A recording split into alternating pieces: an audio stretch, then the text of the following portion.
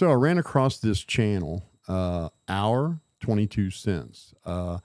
And I watched a video where he was, started off by saying he wanted to build a channel on a good foundation. So he wanted to deal in facts, right? And what he was trying to do was get a final closure on the Kylie Rodney case by calling the departments that were involved in the investigation, and ended up kind of getting the runaround, and finally got the CHP on the phone. They said that the case was closed and it was deemed an accidental death. And seemed pretty credible. Shared it on my community page, subscribed, and then I go and look at his next video, only to find another wild conspiracy theorist who is, rather than letting the facts bear the fruit, he already decided which fruit, and he's trying to get the facts to grow that fruit. And it's just funny to watch, really. The coroner is certainly capable of deciding if a person drowned or if they were deceased before they hit the water. They would know if there was trauma, if there was a fight, if there were any kind of injuries, if there was any kind of foul play. They deal with this kind of thing all the time.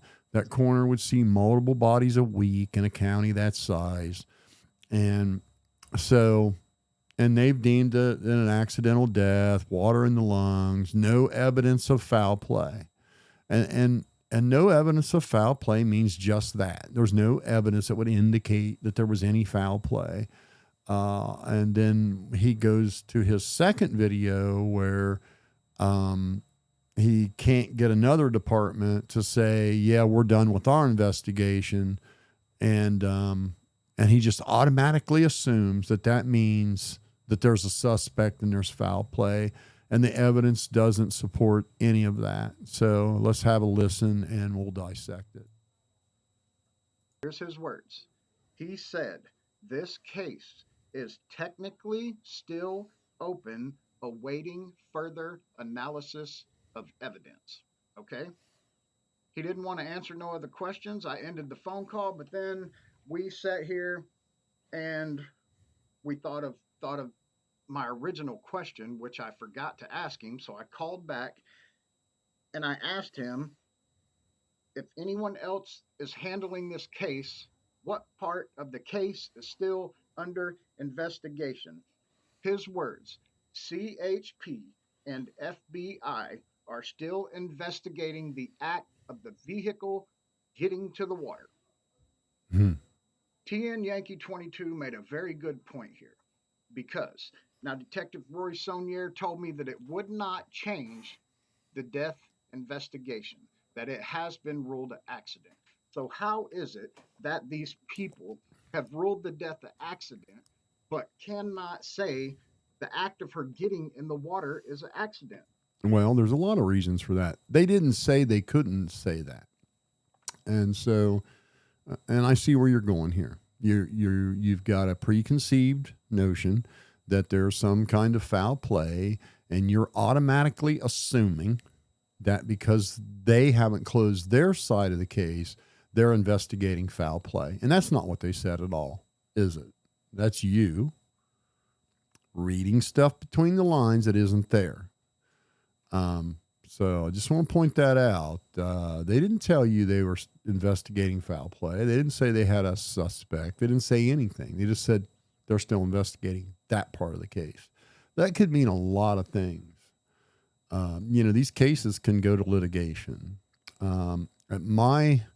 My guess is they are looking to see, is there a chargeable offense here, not due to foul play, but due to contributing to the delinquency of a minor. Do they have some evidence or reason to believe some 25-year-old or 35-year-old or 45-year-old gave her a bottle of whiskey or gave her some kind of a hallucinant or gave her some kind of prescription medication?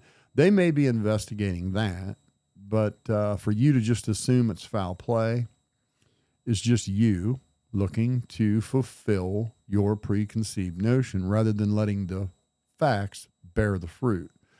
So let's That see. makes no sense, people. Because if the act of her getting in the water is not an accident, how can you say the death of her drowning is an accident? They never said that though.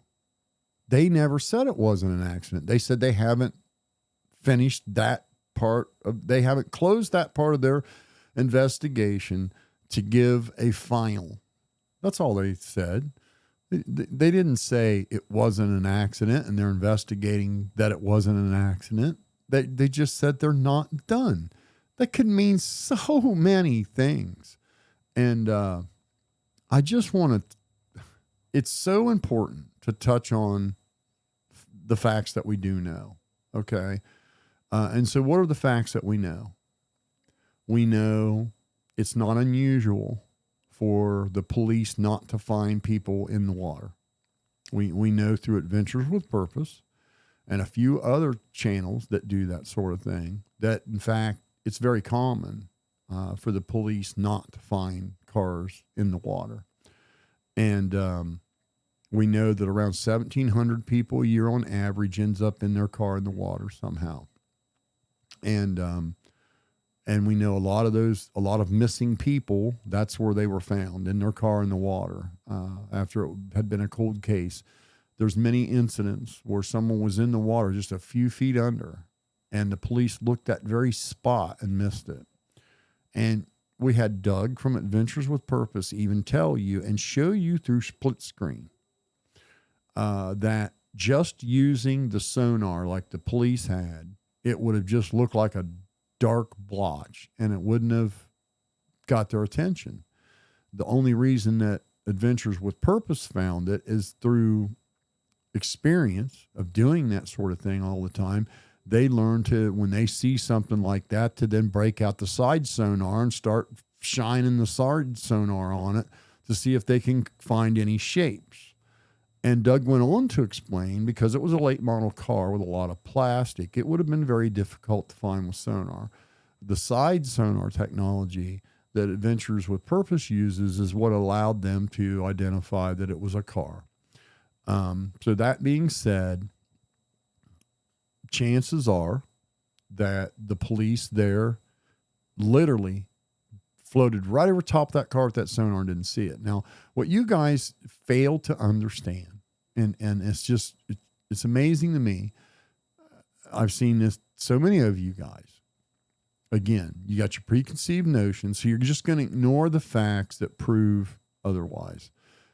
The lake was down almost 5 feet from the time she went in to the time the car was found. So the lake was a lot deeper the night of the party than it was the day of the extraction. Okay. Period. And it was like 5 feet difference. What else do we know to be factual that pokes holes in all these conspiracy theories? The strap hanging out of the back of the hatch was merely the pull strap to shut the gate. That was debunked right away by anybody that had any experience with the CRV or any knowledge of it. Secondly, the seat belts for the rear bench seat in the CRV, especially in a base model like she had, they hang from the ceiling, and if you have the buckle cinched way up, they tend to lose their tension and not retract back up after the car's like 10 years old. And hers was more than 10 years old. So it would have been, even if it would have been a seat belt hanging out the back, that wouldn't have been unusual. But because I've actually saw those cars come in the service department with the seat belt hanging a foot out the door due to that very thing I just described. But it wasn't the seat belt. It was the pull strap for the hatch that we saw in that photo. So those are facts we just know, right? The car was rolling. Well, we know that the car would roll in any gear. It didn't indicate that the car was in neutral. So many things debunked a lot of the early on, foul play theories. And, more so, and more importantly, the electronic system, people talking about, oh, they would have seen it. The lights would have been on. No, the lights on that car would have went out pretty quickly due to that car being equipped with an ELDL that is going to just disconnect everything as soon as it detects a heavy load. And as soon as that shit got wet and started shorting out, there's the heavy load, and it would disconnect. So those are just the facts that we know, right? And then now also fact that it's been deemed an accident by the coroner. Now, these coroners see a lot of bodies every week. Okay, they probably 10, 15 bodies a week they're seeing. Check a county's average death count, and then you get an idea of how many times the coroner is looking at a body. They're very experienced. They're very methodical, very mechanical. There would have been no emotion involved. He just ran through and checked it and said, "Yep, water in the lungs, drowning. No, couldn't find any marks or abrasions on her that would indicate any kind of a fight. There was no evidence that she was tied down in the car, and most importantly, the decomposition, especially water decomposition." They got that stuff down pretty good. They can tell you how long a body's been underwater. They can tell you how long a body's been in the water and get it pretty daggone close.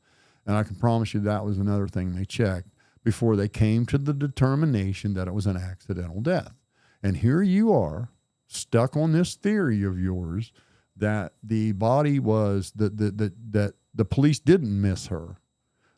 She wasn't there, and then someone brought her there and put her in the water later on, which in and of itself is just a ridiculous notion, because if there was foul play involved and they hadn't found her and it had been a month, that person knows, they pretty well got away with it. Why risk the chance? Why go back to the crime scene to put her in the water there and risk getting caught? I mean, just how silly, right? Just the whole thing is just a silly, silly notion. And but let's listen to some more and just makes no sense. Marvel at you trying to build a case around your theory. They should have investigated the accident and said it was an accident. That would have made, for them, that would have made her going in the water make more sense to be an accident.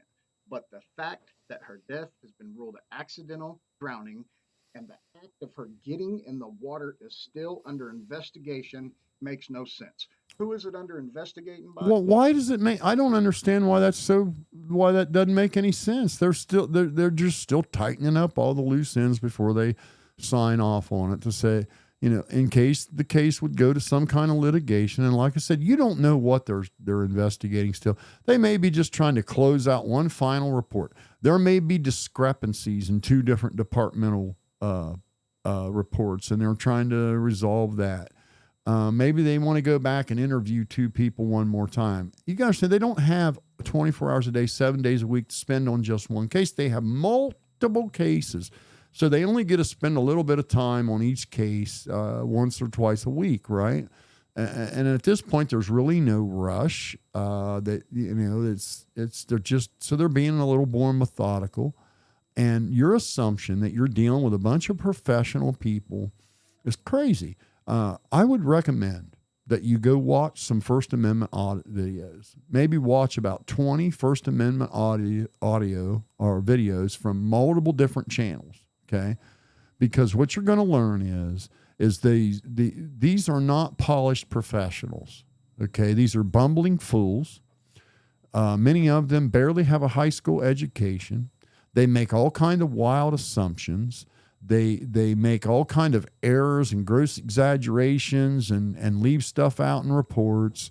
One cop exaggerates to another cop, and then he exaggerates to another cop, and then that cop exaggerates to that one. They're extremely egotistical.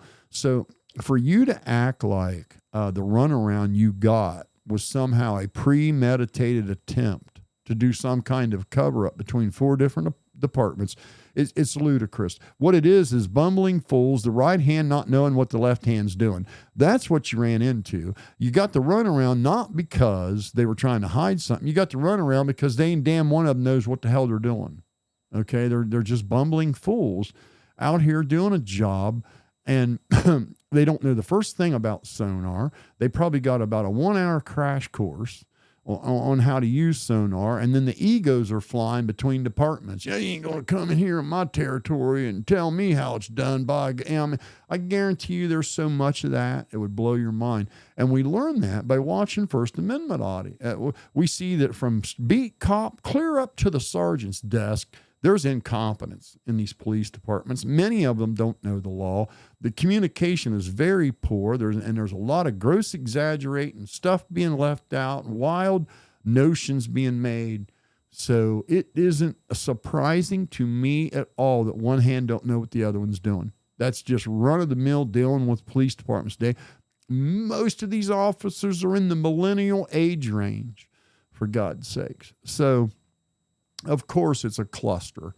And for you to think that there's a coordinated effort that these four departments got together and said, hey, if somebody calls trying to find out about the Kylie Rodney case, you just kind of give them some false phone numbers and send them down some dead end streets and give them some false information and just kind of give them the runaround. Okay. All right. Let's all shake on it, man. Pinky cross, swear, and maybe poke a little pinky with some blood and twist it. I mean, no, that didn't happen. They were genuinely didn't know what the fuck. And the guy gave you the wrong number because he didn't know what the right number was. And the other guy told you the other one was investigating because he didn't know no better.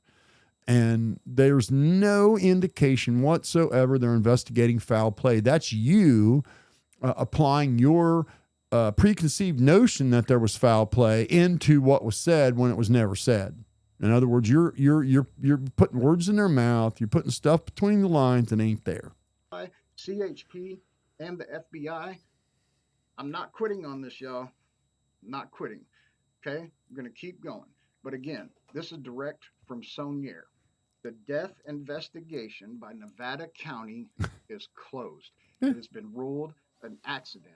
Is any other entities out there investigating this case still with foul play? You would have to think so. That being CHP. See, you just automatically assume foul play.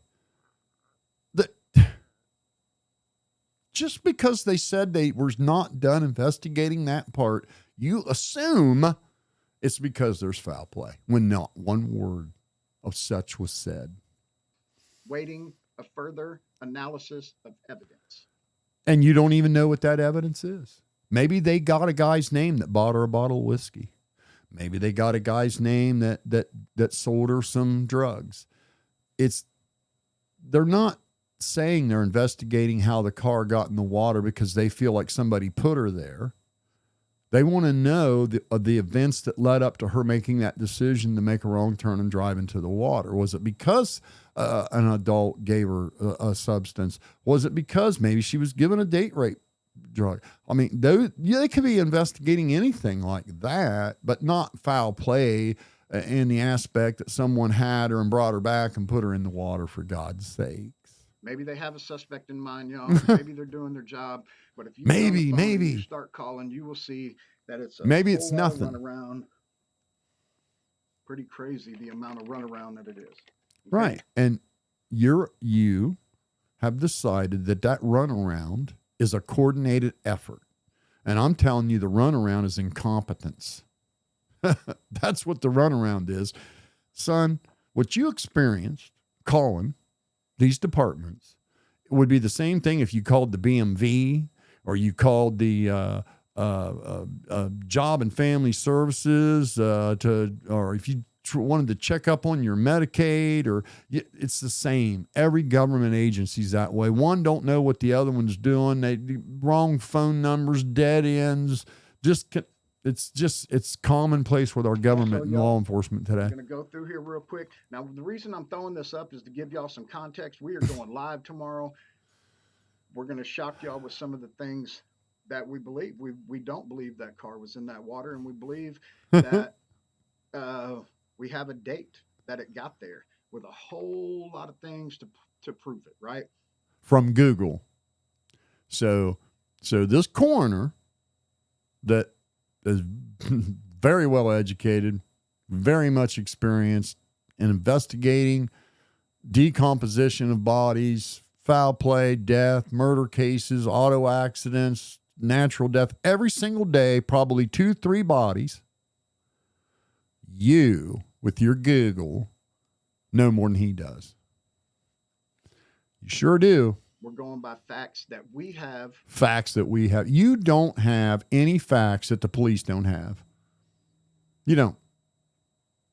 You don't. You can't. Okay. The police that were there on the scene doing actual interviews, talking to actual people, actually seeing the car, seeing the body, seeing the car come out, they know more than you. A lot more.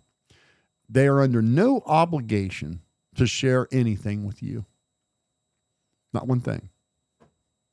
That we have found that she wasn't in that water. All right, y'all.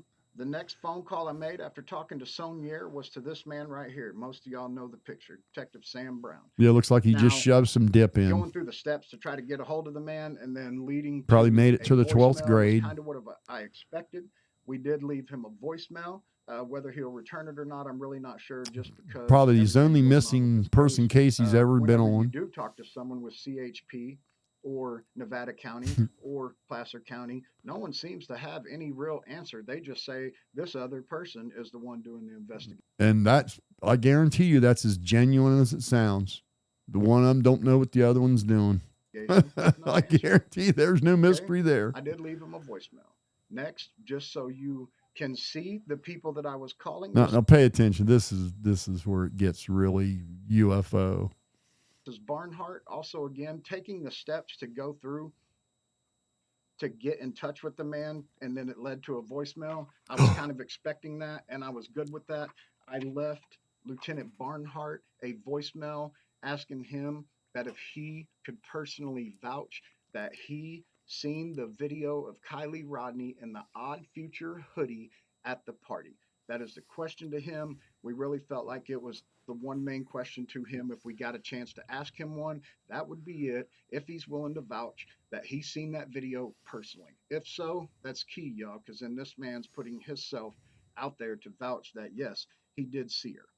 Because as of right now, we have no video. We don't even have a picture of it. And what makes you think you're obligated to one? That's the part that just strikes me with you guys. What makes you think you, some dude on YouTube, is entitled to key information in the investigation of a missing minor? I guarantee you the police have pictures of her at that party. I guarantee you the police have interviewed several people that were at the party with her. And if she wasn't at the party, that would have been the first thing on the 6 o'clock fucking news. Okay. But they are under no obligation to share that with you. She's a minor. The reason why you don't see a flurry of pictures of this party are two very common reasons. One, most of those kids probably told their parents they were going to the movies or something. Two, this party wasn't no special thing, really.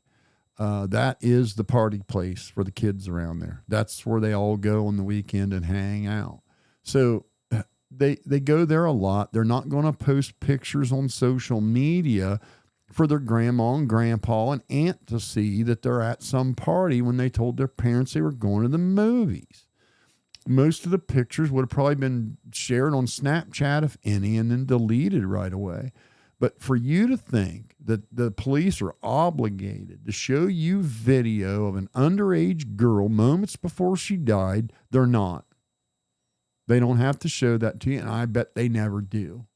One, why put the parents through it? Two, she's a minor. It's none of your damn business, frankly. And so that's something else. You don't have any evidence that the police don't have. You don't have any facts. You hella sure don't have any facts the police don't have. And I still fail to believe or I can't even understand why it would make any difference what kind of hoodie she had on. I don't care if she changed her hoodie 17 times. We watched on a video her make a left-hand turn instead of a right-hand turn and drive into the water. We saw it. Her setting at that stop sign for a second means for 20 seconds. What that doesn't mean, and she could have been picking her cell phone up. She could have been answering her cell phone. She could have been sending a text. She could have been scratching her butt. She could have been taking a contact out. She could have been puking. She could have been so many things why a person would set at a stop sign for a few seconds. And nobody was in that car with her, because if they were, they would have perished right along with her, because that car went straight to the bottom in less than a half a minute. In 30 seconds, that car was on the bottom of the lake with water rushing in the windows so fast that it would outpower anybody. They wouldn't be able to beat that force coming in, so they just have to wait till the car was full side down. So how long can you hold your breath when you're freaking out and you don't know what's going on and you got adrenaline rushing? The car literally was sitting at a 45-degree angle on the bottom of that lake. So, of course, the body would float to the back of the car.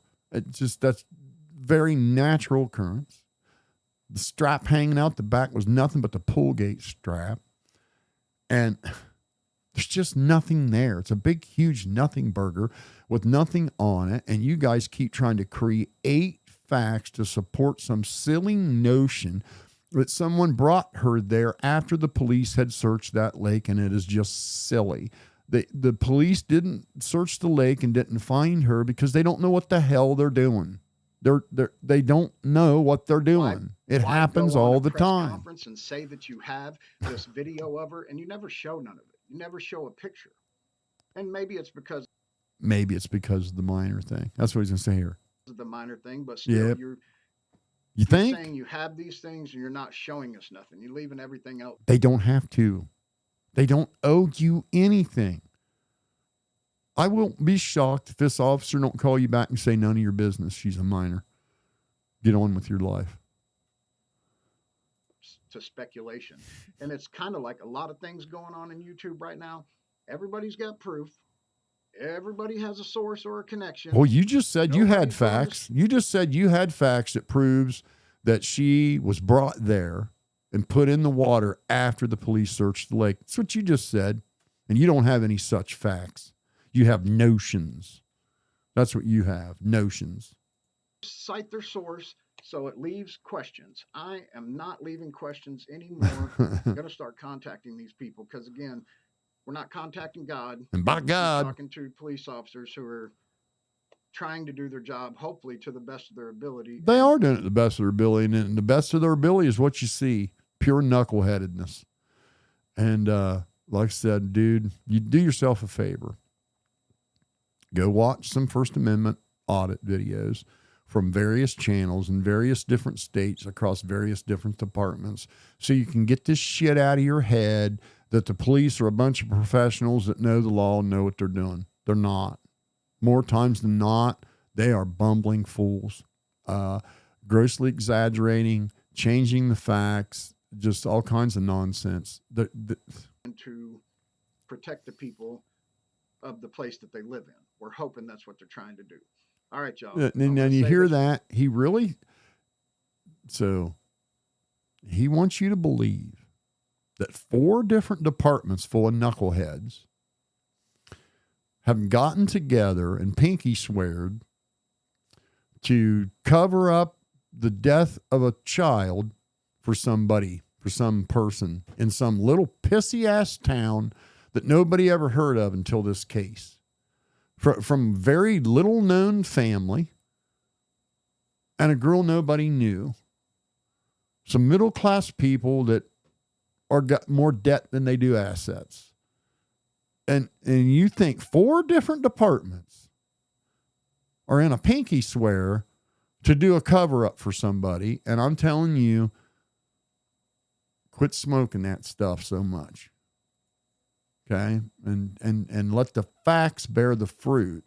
Don't you pick the fruit and then look for facts that'll bear that fruit. Let the facts bear the fruit. And when you do that, you find out she made a wrong turn and drove in the water. It don't make a damn bit of difference what sweater she might have changed or had on or not had on or borrowed or not borrowed.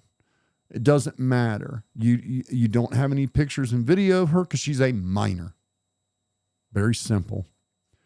Anyway, that's my 2 cents. You had me, dude. I subscribed. I thought, wow, here's somebody that's going to keep it real incredible, only to find out you're a wild conspiracy theorist. Hour, 22 cents. Go give me my watch, folks.